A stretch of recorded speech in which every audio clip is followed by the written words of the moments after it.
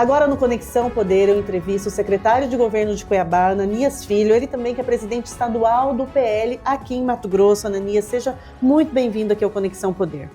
Obrigado por essa oportunidade, estamos aqui à disposição de vocês para que nós possamos discutir alguns temas que vocês acham relevantes para Mato Grosso, para Cuiabá. Secretário, nós vamos dividir as nossas entrevistas em alguns momentos. Primeiro, a gente vai começar falando sobre Cuiabá. Cuiabá foi um desafio para o prefeito Abílio, considerando que muitas vezes ele esteve na imprensa dizendo da dificuldade financeira que o município estava.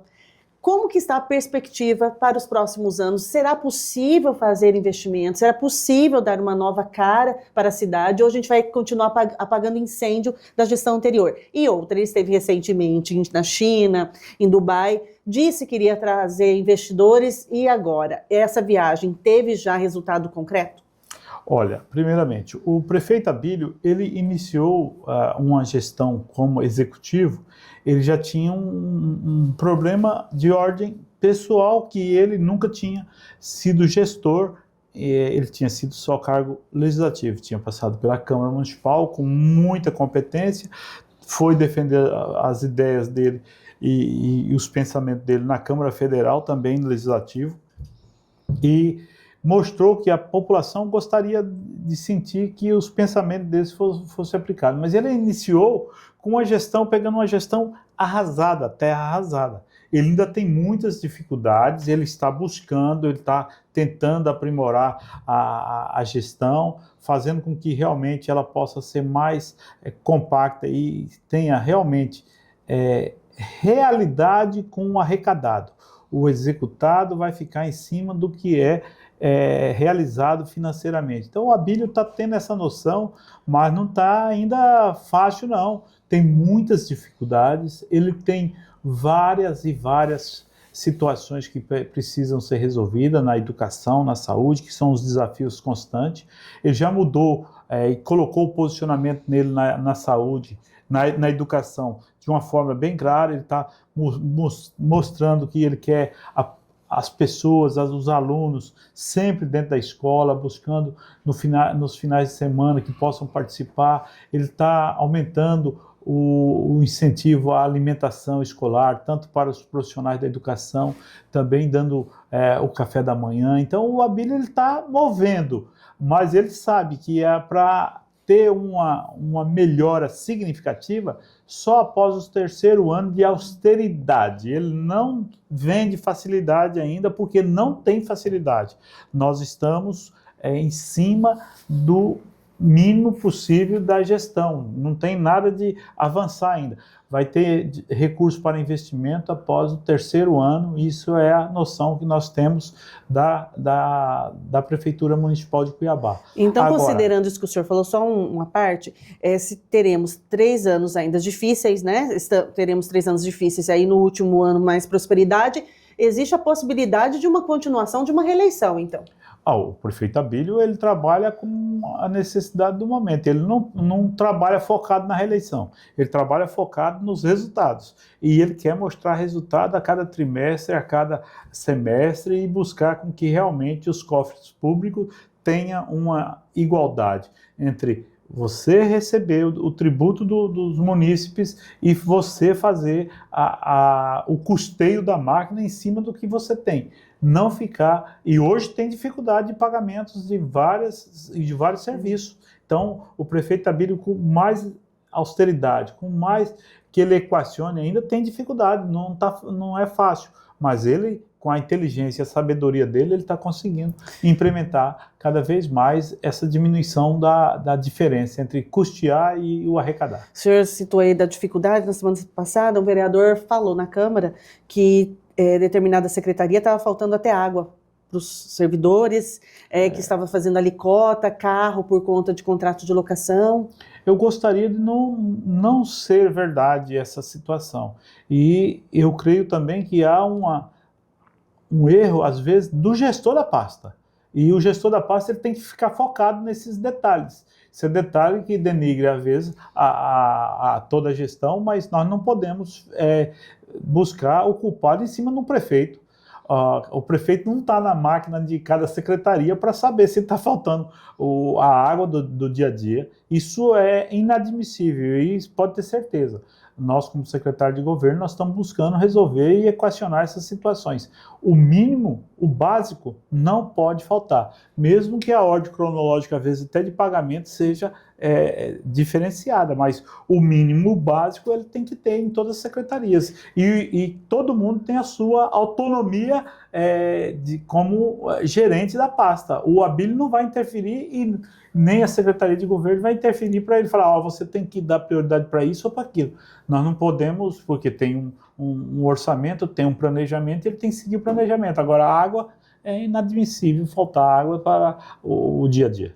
Secretário, e essa viagem para a China, para Dubai, o prefeito veio entusiasmado, falando sobre a questão até da mobilidade daqueles locais, trouxe investimento? O que ele trouxe? Não trouxe investimento de imediato, porque o dinheiro internacional, os recursos dos fundos, recursos de governos federais, ele passa por uma tramitação toda. Então, primeiro, ele mostrou que Cuiabá tem potencial. Ele mostrou que Cuiabá está com a gestão séria. Ele mostrou que aqui ele aceita o bom empreendedor, o bom empresário. Ele mostrou isso lá fora. E tudo que ele foi vender, como uma apresentação, um cacheiro viajante, digamos assim, ele teve bons resultados. Ele foi bem recebido, ele foi acolhido, ele teve excelentes entrevistas, ele teve excelentes diálogos com vários setores,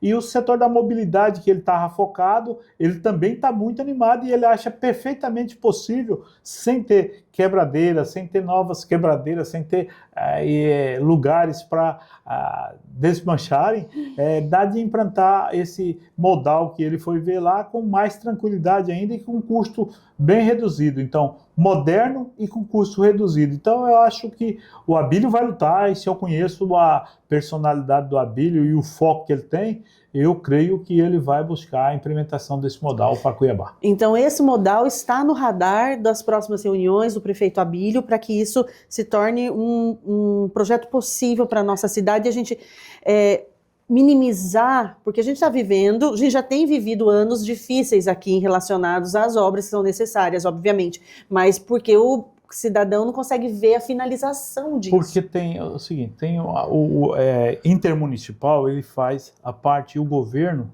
do estado está à frente desse projeto. Então, terá que haver um convencimento do governo estadual, e o prefeito Abílio tem argumentos suficientes, tem todo o planejamento estratégico de como ele irá conversar, e eu tenho certeza que nos próximos dias ele vai convencer todos que realmente esse modal é importante ser implementado aqui. Aí teve a situação, pode ir em Curitiba. Em Curitiba está lá em fase experimental, ainda não foi colocado para rodar. Mas o prefeito Abílio avançou, ele já foi lá conhecer de quantos vagões precisa, de quantos vagões, a composição, tem composição de uma, tem composição de duas, de três, de quatro. Então, ele já foi lá na fábrica, ele já viu que é perfeitamente viável. Então, levantou valores, ele tem tudo já. E se você fizer uma entrevista com o Abílio e sentar com ele para discutir o modal, ele hoje é a pessoa, tenho certeza, que dá aula desse novo modal que vai ser implementado, se Deus quiser, aqui em Cuiabá. Cuiabá e Várzea Grande. O Abílio, ele está acima do tempo dele, vocês podem ter certeza. Quando ele foca uma ideia na cabeça, ele vai até implementá-la. Secretário, muitos municípios do interior, prefeitos estiveram aqui conosco, e eles apontam a industrialização como essencial para o avanço dos seus municípios no desenvolvimento econômico. Uma pesquisa da FEComércio, que o presidente da FEComércio trouxe, aponta que se Cuiabá, Várzea Grande não se atentarem ao modelo de gestão, não é pessoal, né, mas o modelo de gestão que está sendo feito, pode cair no ranking. Como que o senhor avalia a questão da economia em Cuiabá e sob essa perspectiva da industrialização? A perspectiva de industrialização ela é muito importante para Cuiabá e Várzea Grande. Várzea Grande foi já conhecido como a cidade industrial. Cuiabá teve um momento que ele ergueu e trouxe muitas indústrias para cá. Então, tem que ter a vocação, saber a vocação mesmo do polo industrial, porque Rondonópolis ele avançou em 8 anos da gestão que teve o governador Braulio Maggi à frente, ele avançou muito. Aí você vê que deslocou também a indústria lá para Sorriso, para Mutum, para Lucas, uma indústria inerente à produção agrícola. Aí você vê que Primavera do Leste também agora está aumentando o seu polo industrial. Matupá. E Cuiabá, ele teve uma parada, Cuiabá está aí praticamente há 16 anos, 12 anos, que não tem um pensamento de retomada do crescimento do polo industrial. Então tem que mudar muitas legislações aqui, tem que ter a parceria do governo do estado e buscar realmente a implementação de novas indústrias e ver a finalidade dessa indústria. Tem que conhecer qual setor econômico que vai ter que gerar novas indústrias para Cuiabá, porque com a reforma tributária, realmente, se não houver esse crescimento e o emprego do serviço aqui em Cuiabá, a dificuldade aumentará ainda mais depois de 2030. A industrialização está nas metas. Está nas metas. O prefeito Abílio ele tem o foco de trabalhar e buscar esse novo modelo de industrialização de Cuiabá. O senhor disse a questão do apoio, governo do estado, recursos, investimentos na nossa cidade, e muitas vezes o prefeito critica o governo federal, né, dizendo que não divide palco com autoridades do governo federal. O senhor é secretário de governo, também tem todo esse papel dessa habilidade, junto à Câmara, né, junto aos parlamentares. Como o senhor analisa? Se o dinheiro, preciso desse dinheiro, como o senhor analisa? Mas o dinheiro, o recurso, ele é do povo cuiabano. Ele não é do Abílio. Ele não é de quem está no poder central. Ele governa para todos. Ele governa para todos. E ele vai buscar recursos que de direito do cuiabano, ele vai buscar. O Abílio não tem problema nenhum de buscar recurso. O Abílio não senta à mesa e nem no palco de nenhuma autoridade federal quando se trata de dar guarida para a pauta deles. As pautas deles são diferentes das pautas do Abílio. O posicionamento político do governo central com o governo do Abílio e com o Abílio é totalmente diferente e ele não vai sentar. Não tem Cristo que muda a cabeça do Abílio. E eu acho que ele está correto, porque se mostra coerência. Agora, ele não vai desrespeitar de falar, olha, está vindo um recurso aqui para o cuiabano, para a gente implementar habitação, para a gente implementar uma obra estruturante de asfalto em algum lugar, eu não vou aceitar porque tem lá que tem que vir uma parte do governo federal. Esquece, o Abílio vai aceitar porque ele sabe a importância e ele sabe que é direito do cuiabano. O cuiabano contribui com impostos, o cuiabano contribui com o seu trabalho, com o seu labor, então nós não vamos abrir mão de buscar. E aí a gente tem que fazer essa negociação realmente, em buscar, dialogar e não fazer. Agora, o governo federal muitas vezes também faz os embates com o prefeito e o pessoal não fala muito. Eu vejo assim, mas o presidente da República foi lá e citou, não falou o nome dele, mas citou que é para pegar ele. Então essa situação, o Abílio não vai fugir da briga ideológica, não vai fugir em nenhum momento. A pauta ideológica do Abílio é totalmente diferente da pauta ideológica do governo central. O município de Cuiabá está alinhado com o governo do estado. Temos todo o alinhamento, estamos buscando a parceria na educação, na saúde, nós precisamos implementar também na parte de regularização fundiária e nós estamos buscando os recursos suficientes com o governo do estado. Qual secretaria que é mais desafiadora, secretário, na sua avaliação? A Secretaria de Saúde. A Secretaria de Saúde hoje ela tem um custo muito alto e ela precisa dinamizar cada vez mais os serviços. ainda tem serviços que precisam ser colocados. Nós temos aí o Hospital da Criança, que precisa ser inaugurado e colocado em prática. Tem a questão dos investimentos para os tratamentos das mulheres, que a primeira-dama, a Samantha, está focada, ela vai dar um up muito grande. A Casa do Autismo, que junta a pauta da educação e também da saúde pública, a primeira-dama Samantha também está focada. Então, nós temos muito desafio. O maior desafio é pelo passivo que tem, o passivo muito grande da saúde. Então, a Carmona tem um desafio muito grande, é não deixar faltar nenhum equipamento, nenhum serviço e nenhum medicamento, e também manter o serviço rodando, o serviço, né, sendo oferecido à população, que não é nada fácil, porque cada vez a necessidade aumenta. E quando a saúde tem um diagnóstico também diferente, quanto mais você melhora a saúde, mais cliente você tem, porque ela é portas abertas, aí você não consegue, você não pode deixar de receber as pessoas de fora. Então, o desafio é muito grande, e não pode consumir também todo o orçamento e todo o financeiro da prefeitura, porque nós temos a educação, nós temos assistência social, nós temos a infraestrutura com as obras, então tem todo um aparato que nós precisamos dar uma atenção especial. Mas saúde, a gente tem que buscar prevenir cada vez mais, buscar implementar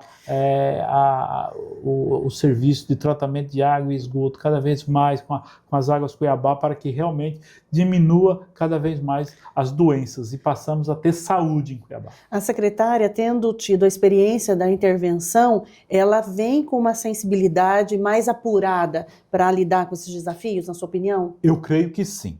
A Carmona, ela é muito competente, ela tem condições profissionais e tem uma equipe bem estruturada. Eu sei que tem desafios ainda, tem muitas situações que têm que serem removidas do status que lá se encontra, e ela está quebrando esses paradigmas. Teve a parte da intervenção que ajudou muito ela, então ela já sabe os gargalos, e aos poucos ela está colocando Cuiabá para ter uma saúde cada vez melhor. Secretário, nós tivemos na gestão algum estremecimento entre a vice-prefeita e o prefeito. O prefeito viaja, a vice conduz a prefeitura. É um assunto superado? Superado? Você viu que todo mundo achava que a discórdia, a cisânia iria vir à tona quando a Vânia assumisse. Não impediu a viagem do prefeito Abílio, viajou com muita tranquilidade. Nós fizemos 3 reuniões antes da viagem do prefeito Abílio, eu, Vânia e prefeito Abílio.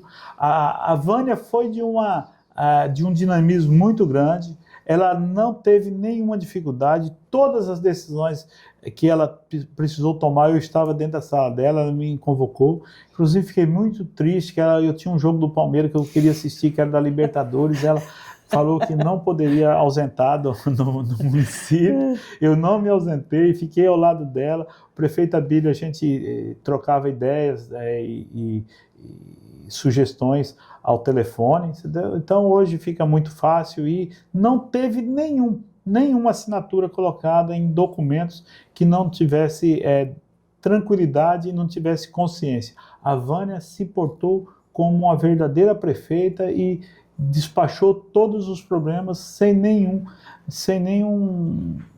uma trinca de suspeição sobre ela e o Abílio. A relação dos dois está totalmente superada do que foi propagado e que achava que estava estremecido. A Vânia faz parte da administração e ela está fazendo o papel dela com brilhantismo.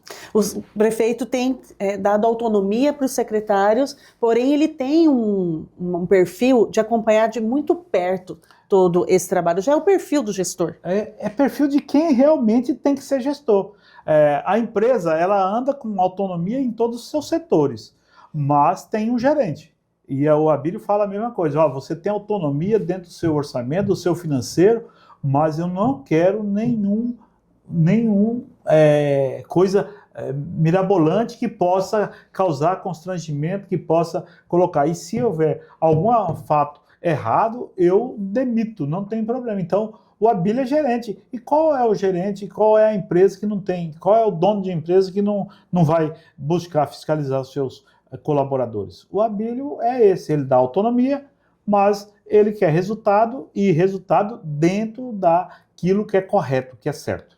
Secretário, recentemente o senhor veio até em público falando com alguns jornalistas sobre a crítica em relação ao pagamento de uma clínica veterinária de um empresário que, na época da campanha, gravou um vídeo em apoio ao prefeito. Fala um pouquinho sobre isso. Nós não sabíamos que ele tinha gravado. Eu não lembrava, eu não vi esse programa, entendeu? O que aconteceu? Nós entramos, e eu falo com tranquilidade porque eu que autorizei os pagamentos.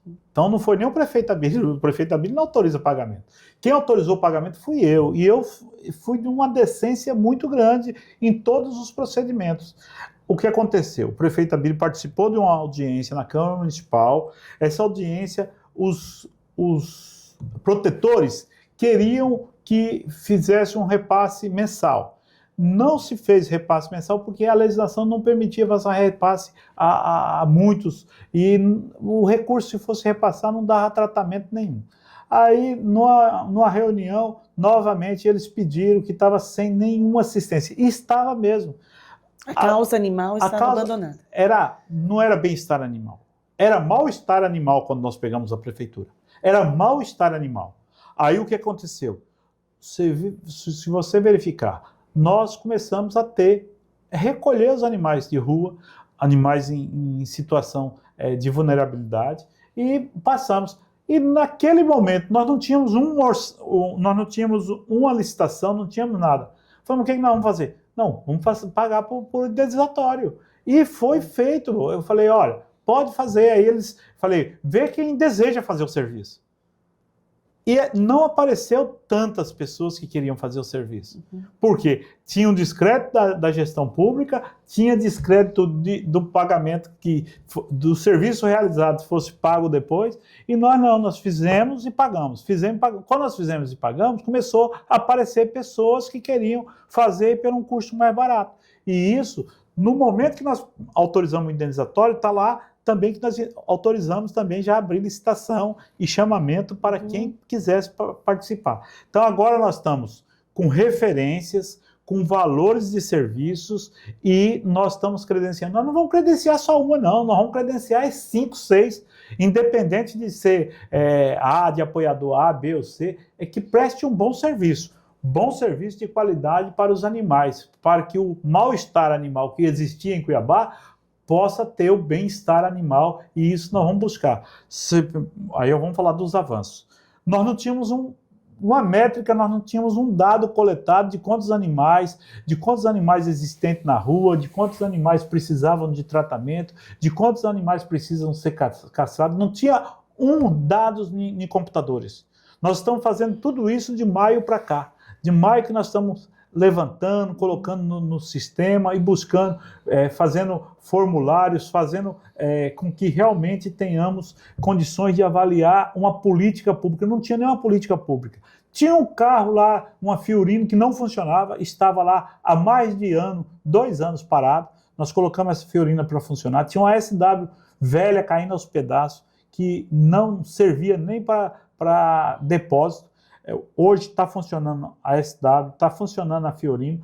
Nós colocamos mais outro veículo lá à disposição do bem-estar animal. Nós colocamos servidores, tinha 3, 4. Hoje nós temos só de veterinário lá, nós temos, além da diretora, nós temos mais 3 veterinários trabalhando dentro do bem-estar animal.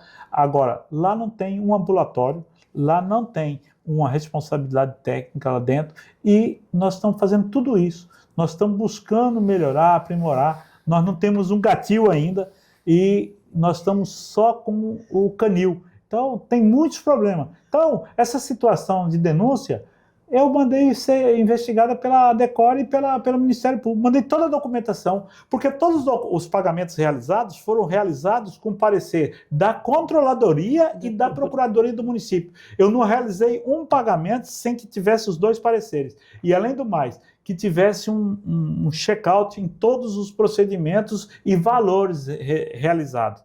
Agora, Estava tratando, tipo, ele tem o procedimento do Albert Einstein.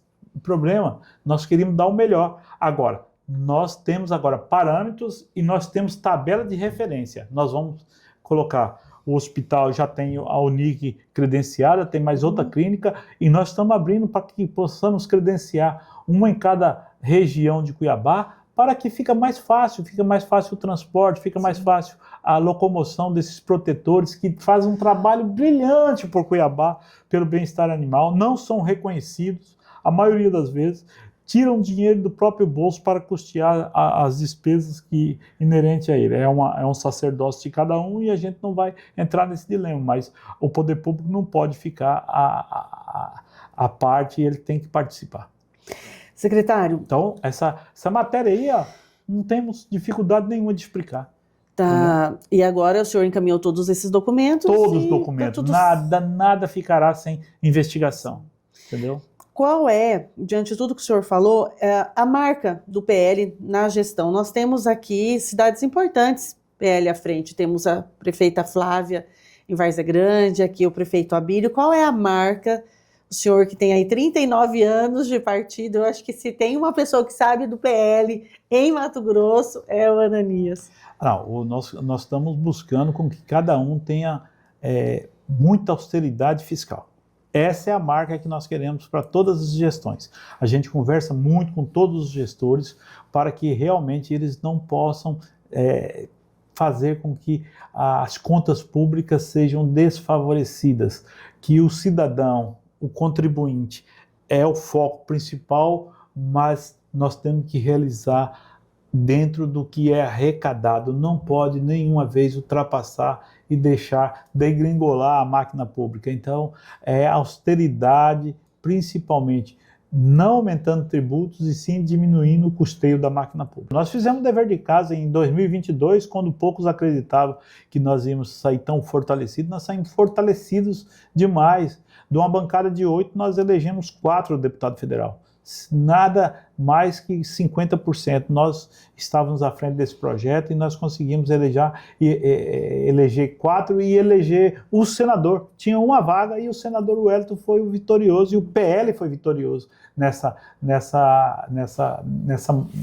vaga. Então, de todos os 27 em 2022, as 27 unidades da federação participaram.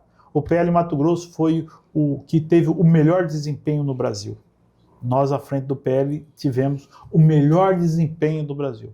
Aí viemos para 2024, que é a eleição municipal. Aí são 26 unidades da federação que participam. Tem uma unidade da federação que não tem eleições municipal. E aí, então, das 26 unidades da federação, nós simplesmente ficamos em primeiro lugar novamente em resultado. Nós tivemos 47% da população sobre a gestão do Partido Liberal em Mato Grosso. Nós tivemos 22 prefeituras e 25 vice-prefeitos. Então, diretamente nas 22, nós somos 47% da população de Mato Grosso. Então, nós fizemos o dever de casa. Nenhum partido no Brasil, em um estado, teve um resultado tão profundo como o PL de Mato Grosso. Então, novamente, nós chegamos lá e entregamos o resultado para a direção nacional. O presidente Valdemar, ele coloca em todas as reuniões, olha, resultado quem deu para nós 2022, quem repetiu 2024 foi Mato Grosso sobre a gestão do presidente Ananias. Então, vocês têm ele de exemplo, tem a gestão de Mato Grosso. Nós temos a melhor sede de partido do estado, de estados do Brasil. A melhor sede de todos os PL, de todos os estados, é a de Mato Grosso. É a do PL de Mato Grosso. Nós trouxemos o Valdemar aqui, ele ficou encantado. Inclusive, quando foi renovar, eu estava com dificuldade no custo.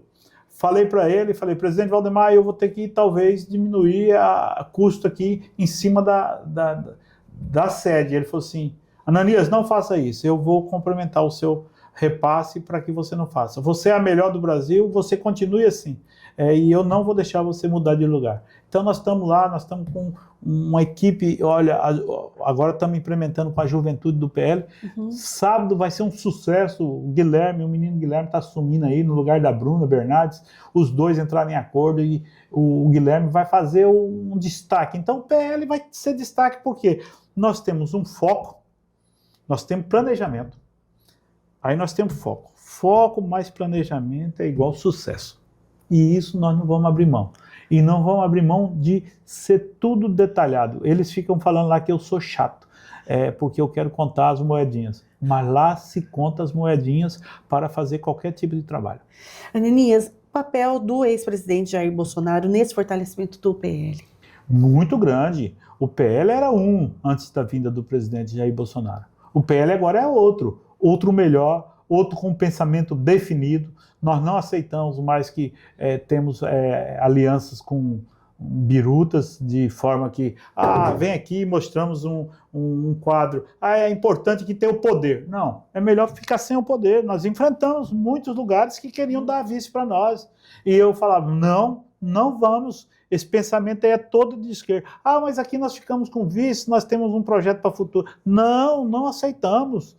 Vamos intervir, prefiro perder. Não, o vice vai ser nosso. E eu falava claramente para eles, você já viu o retrato de vice na parede? Você já viu algum vice-prefeito pendurado com um quadro na parede? Não viu. Então não tem vice-prefeito, não tem vice-governador. Porque o PL já foi vice em outras oportunidades. Foi vice e nós só tivemos mancha nesse vice que nós tivemos. Para nós não foi importante. Foi uma construção que lá atrás, que é a história.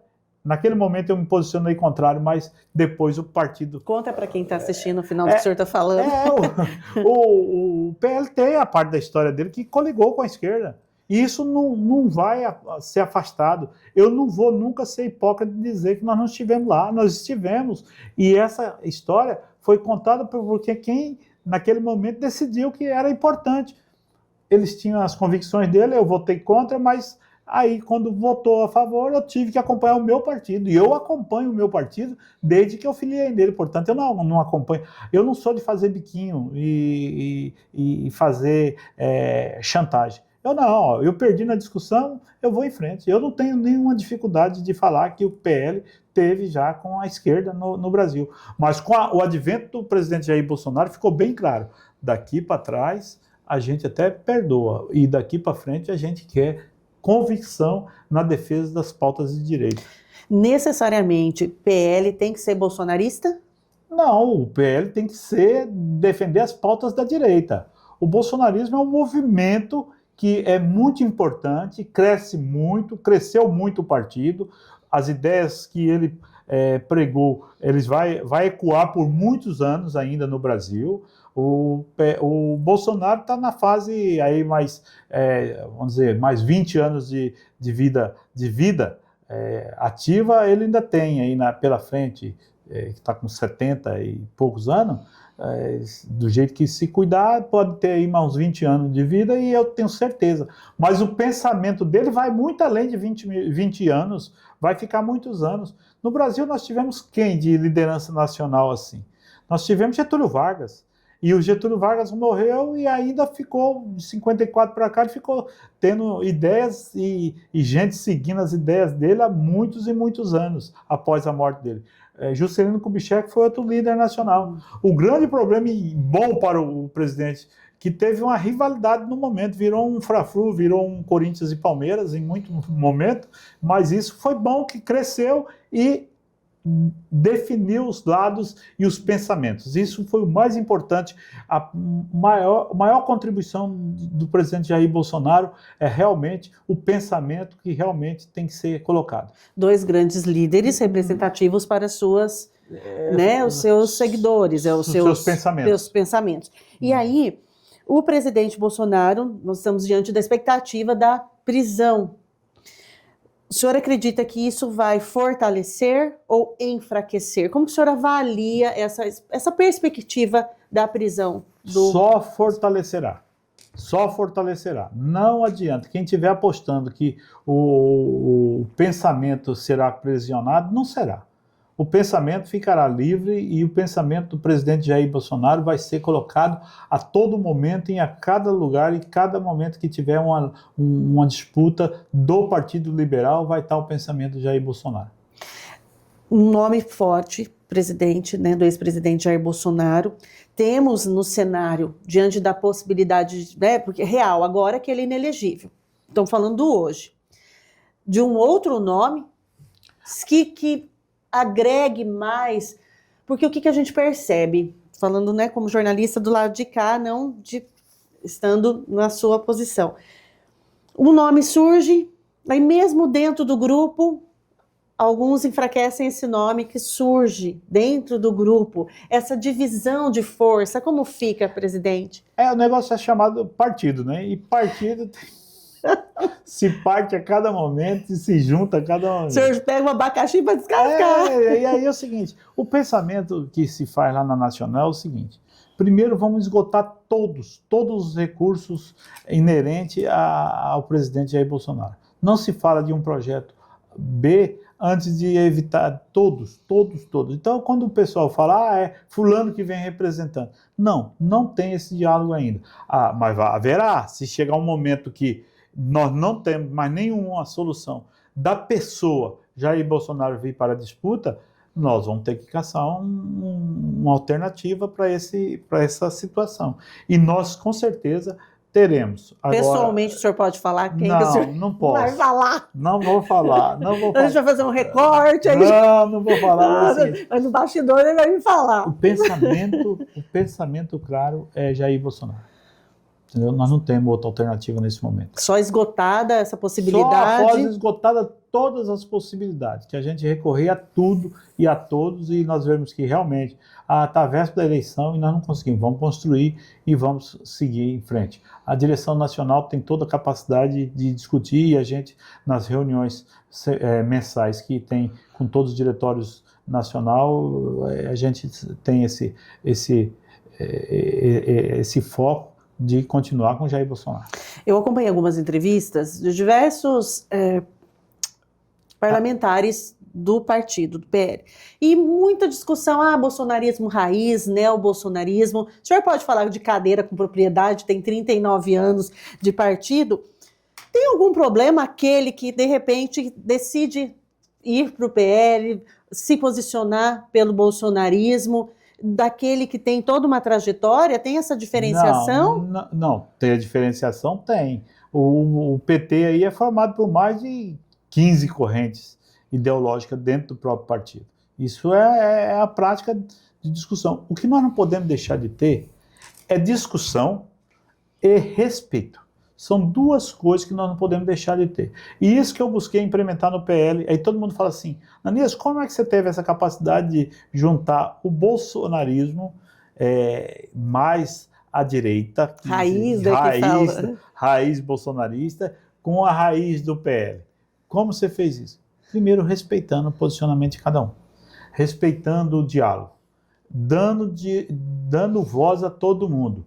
Aí nós tínhamos a coluna do que realmente nós desejávamos e nós achávamos viável, tinha a coluna do mais ou menos aqui, e a coluna da vergonha. A coluna da vergonha tinha dos dois lados, que era uma situação que não daríamos condições nem no mais tranquilo do sonho realizar ele. Então eu falava que aquela coluna da vergonha não ia ser realizada. E realmente, muito não foi realizada. Agora, coluna da vergonha era aquele que não tinha nenhuma expectativa de ganhar ou de defender realmente as diretrizes do partido e que queria se colocar como candidato. E eu falava, olha, eu vou colocar você aqui. E eu falava para ele, eu vou colocar você aqui na coluna da vergonha e você trabalha para você passar pelo menos para outra coluna. Entendeu? Agora, eu tinha... Isso era uma prática minha lá, dentro do meu caderninho. Então, meu caderninho tinha lá, olha, essa coluna aqui é a coluna viável, que nós vamos fazer de tudo para que nós possamos realizar as vitórias, os embates. Essa aqui é provável, se acontecer esse fato aqui, acolá, pode-se aumentar a nossa chance, e esse aqui passar para essa coluna, ou esse aqui, se acontecer isso, ficar mais enfraquecido, entendeu? E essa aqui é a coluna da vergonha, que nem arrastado por 1.000 vagões, vai conseguir superar as dificuldades dele, entendeu? Qual era a mais robusta? Olha, a coluna que eu coloquei elegeu 75% praticamente. Aqui é outra coluna, e da coluna da vergonha teve um que salvou. Quem será? Me surpreendeu. Eu nem falo para ele que eu tinha tirado ele da coluna da vergonha. Mas teve um que me surpreendeu e que venceu as eleições, graças a Deus, está fazendo um bom trabalho, inclusive. Presidente, candidatura do Wellington ao governo. Confirmado, tem apoio do grupo? Fala um pouquinho sobre esse cenário. O Wellington Fagundes, ele tem a capacidade, ele tem sabedoria, ele tem condições de montar e articular a candidatura dele e o partido por esse tempo que ele defende, as pautas que ele defende nesse mandato principalmente. Ele não fugiu de nenhuma pauta, nem por mais que tivesse dificuldade de embates, ele foi lá e votou a favor das defesas que o partido fazia. Então, nenhuma pauta ele fugiu. Então, o Wellington está credenciado e é o nosso pré-candidato a governador pelo estado de Mato Grosso, do Partido Liberal. É o nosso pré-candidato. Então não tem essa possibilidade do PL vice da composição com Pivetta, que se falou muito sobre isso. Acho muito difícil, acho que a situação é muito difícil de termos uma composição, mas política tudo se pode acontecer. O próprio Wellington Fagundes fala, olha, eu não evito ninguém de vir trabalhar um projeto. Agora, nós fazemos parte dessa aliança lá. Nosso sonho também é que lá possa um serviço do Wellington. Recentemente, o Mauro Mendes teria recebido apoio do ex-presidente Jair Bolsonaro para Senado. E tivemos, muito recente também, esse estremecimento entre o Mauro e o filho do Bolsonaro, o Eduardo Bolsonaro. Como que isso está reverberando? De forma negativa para o Mauro Mendes dentro do partido. Dentro das alianças que o Mauro tinha navegado e construído, tinha o carinho, ele tinha todo o carinho do presidente Bolsonaro. O presidente Bolsonaro já tinha externado, inclusive para mim, esse carinho dele, essa atenção. Hoje eu não recebi um feedback diretamente do presidente Bolsonaro, não recebi, mas gente muito próxima ao presidente Bolsonaro já deram entrevista e já falaram que o presidente Bolsonaro não vai abandonar o filho dele e vai ficar do lado do filho dele. Então, isso dificultou mais para o governador. E o que fortalece o Medeiros nessa corrida? Não, o Medeiros já era fortalecido, porque em nenhum momento a pré-candidatura do Medeiros e o apoio ao Medeiros ficou estabelecido que seria decorrente também do apoio ao Mauro Mendes. Não, eu digo por conta dos votos, da pessoa, da escolha dos dois votos. O presidente Bolsonaro tem um carinho especial pelo José Medeiros. José Medeiros, desde 2022, tem lutado e está lutando, fez tudo que o PL pediu para ele, tudo que o PL pediu em 2022 fez. Ele andou essas cidades todas. O resultado de 2024 é fruto do trabalho dele também, do trabalho dos nossos parlamentares, do trabalho do senador Wellington. Então, é uma conjuntura que o presidente Bolsonaro já tinha. Eu tenho um áudio, um vídeo com o presidente Bolsonaro, ele brincando comigo, inclusive falando que é o Medeiros, e aí o outro, nós vamos fazer o quê? Aí ele falava, eu tenho um carinho pelo governador lá e tal. Então, nós temos essa tranquilidade de que o Medeiros está bem estruturado e vai ser o nosso próximo senador do PL. Ele é pré-candidato e com certeza nós vamos conseguir vencer. Esse outro espaço ainda vai ser discutido, esse outro nome, então. Nós só vamos resolver isso na convenção. Ranalli tem se posicionado recentemente nessa possibilidade, colocando o nome para candidato a Senado, se o grupo, claro, assim entender. E o senhor teria recebido até mesmo um telefonema do presidente Valdemar? Conta pra gente. O presidente Valdemar ligou para mim e falou assim, Ananias, presidente, como é que tá aí? Tudo bem? Quem é Ranalli? Eu falei, Ranalli é um bombadão que temos aqui, que é vereador, já foi candidato 2 vezes, e ele tá querendo se colocando como candidato a senador, tal. Falei, é um direito dele, né? Deixa ele calçar a chuteira e ir para o aquecimento. A gente deixa ele lá aquecendo, ver como é que vai ser as estruturas dele. Então, o Ranalli, ele é um excelente jogador, um excelente PL, ele é muito disciplinado dentro do PL, obediente, então eu tenho tranquilidade e ele está correto. Quem busca seu espaço, quem abre seus espaços, quem iria um dia saber que um menino igual o Abílio, que se candidatou a vereador, ganhou, fosse virar um fiscalizador como ele virou. E ele se posicionou e quis ser candidato. Então, primeira coisa, você tem que querer. Eu sou diferente, eu não quero ter candidaturas. Mas o Ranalli colocou, eu quero ser candidato a senador. Falei, Ranalli, você pode querer ser candidato até a presidente da República, é um direito seu. Construa, meu irmão, o mundo aí é todo seu. Agora, lógico que eu não vou fazer, eu não vou embarcar em aventura, nem eu, nem o PL. Então, essa coluna da vergonha que eu falo assim, ela é a coluna dos aventureiros, entendeu? Agora, o Ranalli tem todas as características de querer colocar a candidatura dele. E se a candidatura dele crescer? E se a candidatura dele realmente foi isso que a população deseja? Como que a população vai definir se ele nem fala que ele é candidato? Então ele tem que colocar uma candidatura. Eu acho que o Ranalli está preparado para ser um candidato a deputado federal, deputado estadual. Senador, eu acho que ainda ele está se preparando, ele tem que comer muita farinha, mas eu acho que numa hora ele pode ser o nosso senador. Agora, é um dos maiores defensores da pauta. Às vezes umas pautas até extravagantes, mas é o defensor do pensamento de direita hoje em Mato Grosso. Presidente e secretário.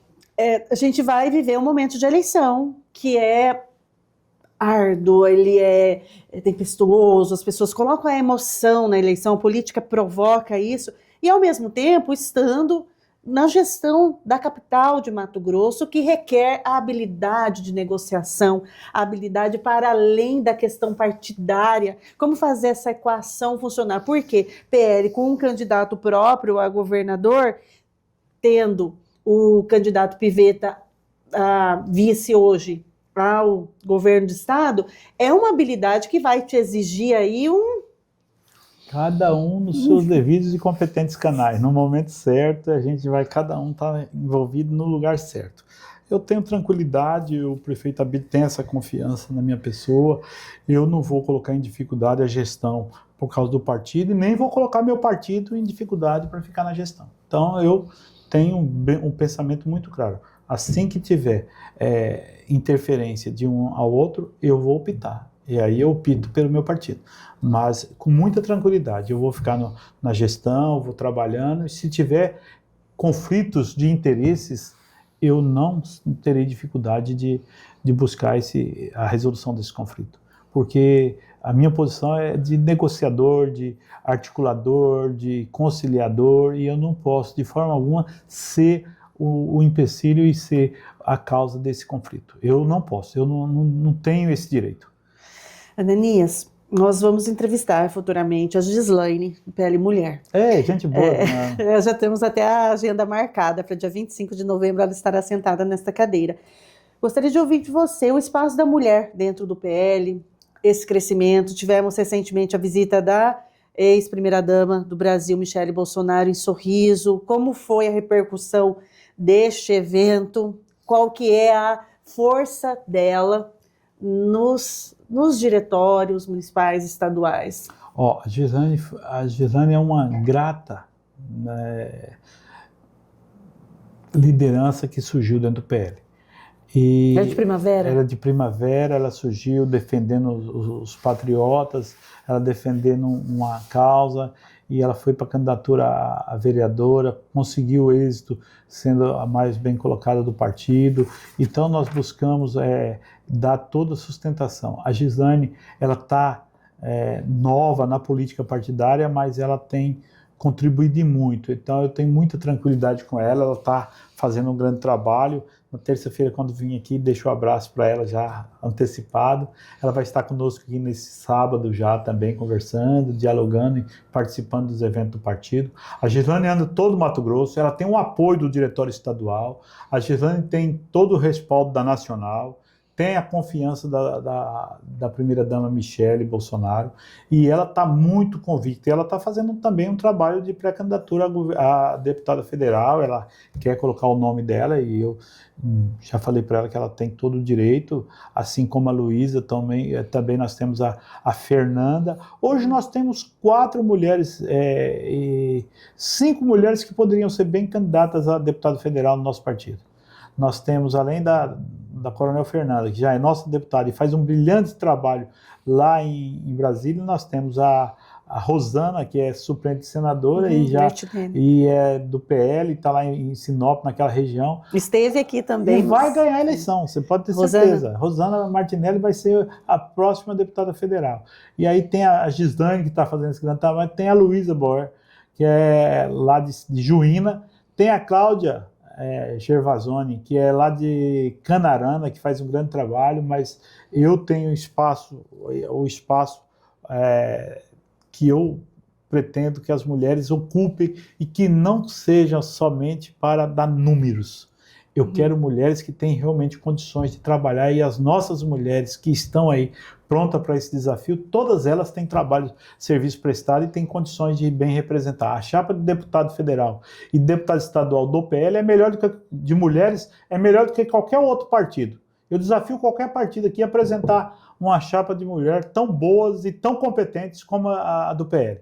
As do PL são diferenciadas porque nós temos um número de mulheres que nós demos condições para elas trabalharem. Os outros partidos, muitos partidos, não deram tanta disponibilidade para tantas mulheres participarem. Se você for no União Brasil, tem uma, duas, no PP tem uma, duas, no Podemos, uma, duas, estão buscando mulheres, estão tentando criar mulheres para fazer os números suficientes. Mas o Janaína, presidente do MDB? A Janaína é uma liderança, todo mundo... mulher, uma referência. Isso vai fortalecer também a mulher? Janaína, depois da Janaína, quem é a segunda mulher do MDB? Todos os partidos têm uma tem, mas não tem um leque como o PL tem. As mulheres do PL estão bem tratadas e bem alimentadas com conhecimentos políticos e fazendo a diferença no trato político. Elas discutem e elas têm ampliado cada vez mais o poder de definições dentro do PL. Então, Michele Bolsonaro é um nome muito forte, importante, muito forte, e influencia no Brasil como um todo. E influencia esse crescimento. A primeira-dama, Michele Bolsonaro, ela deu voz e deu disposição para que as mulheres viessem realmente discutir política. Por que o PL hoje em Mato Grosso não tem dificuldade de lançar a chapa de mulheres? Porque a presidente Michele Bolsonaro fez esse trabalho para nós. E esse trabalho da presidente Michele Bolsonaro está dando frutos. Todo mundo reconhece. O encontro lá em Sorriso foi um encontro maravilhoso de que realmente ela disponibilizou um dia anterior para mais reservado com as mulheres, para ela mostrar como se tem que fazer o empreendedorismo e também fazer o crescimento nas discussões políticas. Ela dá voz para as mulheres, ela dá voz para que elas tenham representatividade dentro do partido. Ela é uma leoa dentro do Partido Liberal e faz com que realmente o quanto do recurso para as mulheres sejam bem investidos. Então, a presidente Michele Bolsonaro, ela semeou e com certeza ela vai colher muitos frutos, o PL vai colher muitos frutos, fruto do trabalho desta mulher chamada Michele Bolsonaro. Nunca se colocou com vitimismo, nunca colocou na condição de feminismo para defender uma causa somente, não, ela fez a união das mulheres com os homens e buscou ter igualdade de pensamento e igualdade de tratamento. A gente falando em mulher gestora, prefeita Flávia Moretti, recentemente ela manifestou uma situação de violência de gênero político, violência política de gênero. Ela esteve aqui conosco, disse também da dificuldade de ser gestora mulher, porque muitas vezes tem que bater na mesa. Para as mulheres a gente sabe que o caminho é mais árduo. Recentemente tivemos na tribuna da Câmara o vereador Samir, aí teve toda aquela situação, depois ele editou o boletim de ocorrência que o filho dela mandou uma mensagem, aí o Ananias tem que tá ali no meio dessa discussão, cruzar a ponte. Como que tá Várzea Grande, presidente? Minha cidade, Várzea Grande. Sexta-feira nós recebemos uma representação da Flávia contra o vereador Samir. Eu não busquei o teor dela ainda, eu fui comunicado pelo escritório do PL que ele recebeu a representação. Eu irei hoje no PL, após o expediente da prefeitura, para me certificar. Já vou abrir prazo para formar uma comissão e já ouvir o Samir. O Samir vai ter 15 dias para ele possa justificar, e aí nós fazemos realmente o entendimento se houve violência de gênero ou não. Fora, lógico, do pensamento dele, da expressão dele dentro da tribuna da Câmara, que ele tem imunidade lá dentro da tribuna da Câmara. Agora, ela fez uma representação, eu vou ter o conhecimento na íntegra hoje, e amanhã já estou assinando expediente de formação de comissão. Aí quem analisa essa comissão formada. Essa comissão formada, e abre prazo para que ele possa fazer a defesa dele. E depois nós juntamos os prazos, vamos ouvir mais pessoas, quem vai ser arrolado, testemunhos serão arrolados, e aí nós vamos tomar uma decisão. O Samir, se houve violência de gênero, ele sofrerá penalidade, certeza.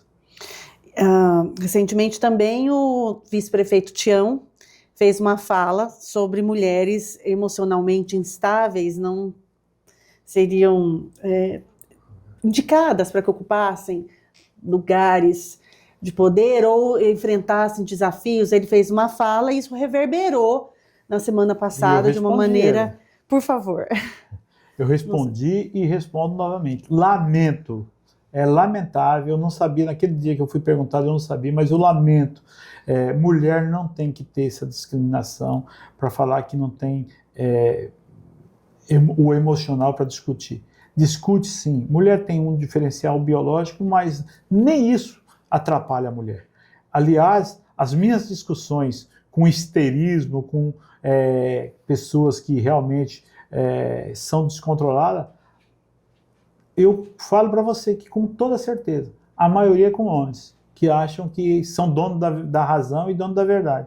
Então, a maior parte dos desequilibrados que discute comigo é homem, não é mulher, não. Então, eu não tenho essa ideia, não. Eu acho que mulher tem muita tranquilidade. Eu sou de uma formação que eu tenho minha mãe, eu não tenho mais ela presente, mas eu tenho os ensinamentos dela.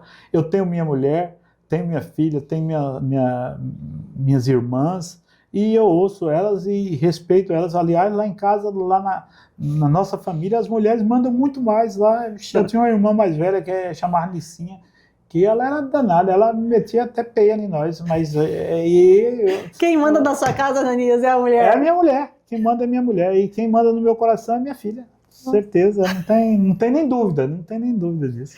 Para a gente encerrar a entrevista, deixa a câmera aberta para que você possa se despedir, se posicionar, né, pontuar algum assunto que eu não abordei. No entanto, ficaríamos aqui horas em entrevista, porque tem muito assunto. Já deixo o convite para você voltar futuramente. Eu quero agradecer o espaço que vocês nos concedeu aqui. Olha, que entrevista muito tranquila e gostosa, leve, mesmo com alguns temas delicados, não tivemos dificuldade de responder. Aliás, essa é uma característica, eu não deixo nada sem resposta, porque eu acho que a vida da gente é essa, buscar realmente colocar o posicionamento. Eu acho que quem coloca o seu posicionamento, ele pode até ser mal interpretado ou ser criticado, que é normal também me criticarem, não é fora do normal, não. Podem criticar, podem bater, eu também bato de vez em quando, assim, eu bato, levo. Então, você é bem discreto nas redes sociais, e a gente vê muitos parlamentares aí, autoridades, políticos, utilizando as redes sociais ou os espaços de tribuna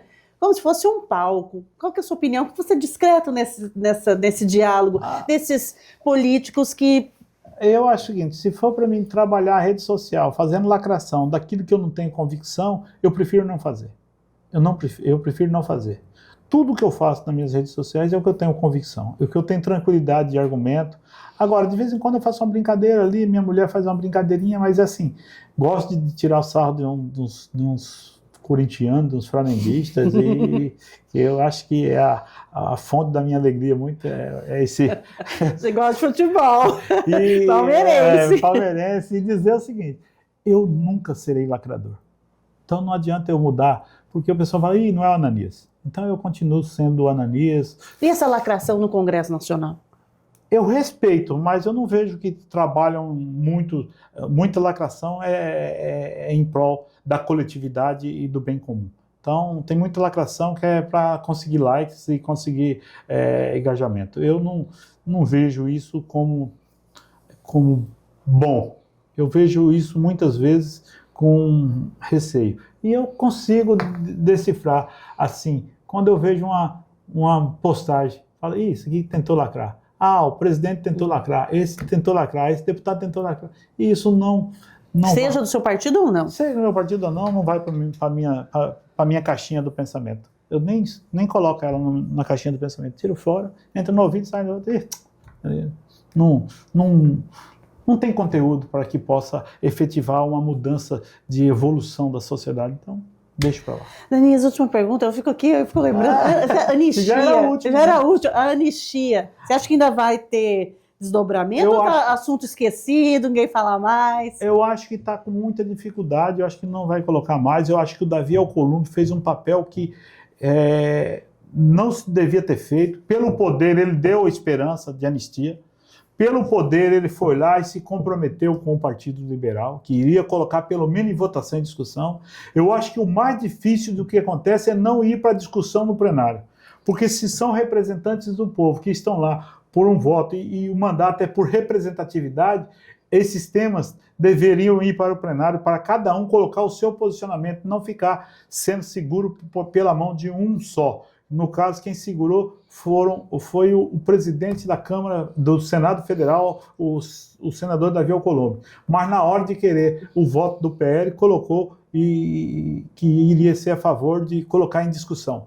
Entendeu? Ser bem claro.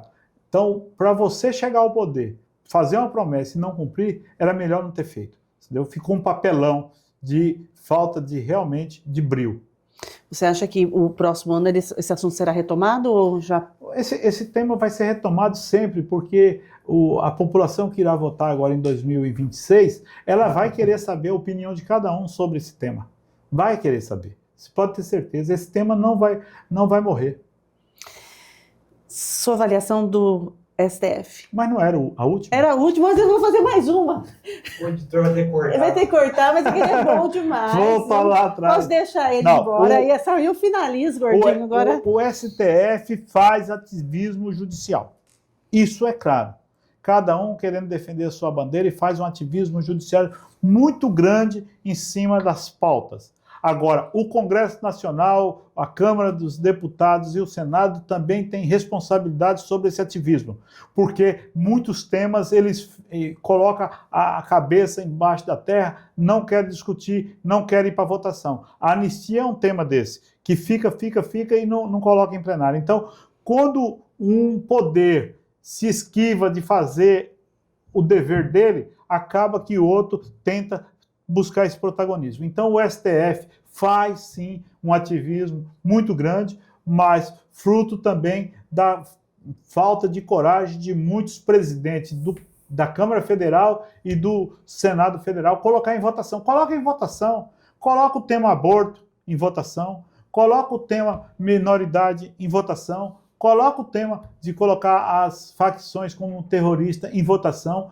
porque não podemos deixar só o julgamento, o entendimento de pensamentos lá dentro do judiciário. Nós temos que ter legislação forte, colocada e votada pelos nossos parlamentares, porque todo mundo já sabe da deficiência. Quando não se vota e não define uma legislação para o Brasil, os partidos de esquerda, principalmente, batem lá na porta do Supremo e eles fazem o quê? Eles fazem uma súmula para que seja um entendimento, e entendimento substituindo uma legislação. Muito obrigada pela entrevista. Deixa a câmera para você se despedir agora, eu vou deixar você ir. Ai, que bom. Não, fala assim. Que bom, porque eu ainda tenho muita agenda. Tem um pessoal lá na prefeitura que fica de lá 11 horas, eu acho que já passou das 11 e eu estou, com certeza, com dificuldade de tempo. Mas gostei muito do papo, novamente eu agradeço o espaço franco, não teve aqui censuras, não teve nenhuma determinação do STF para um tema não ser vinculado, e eu falei de todos e respondi tudo e espero que eu tenha sido entendido. Ananias Filho, meu entrevistado de hoje no Conexão Poder.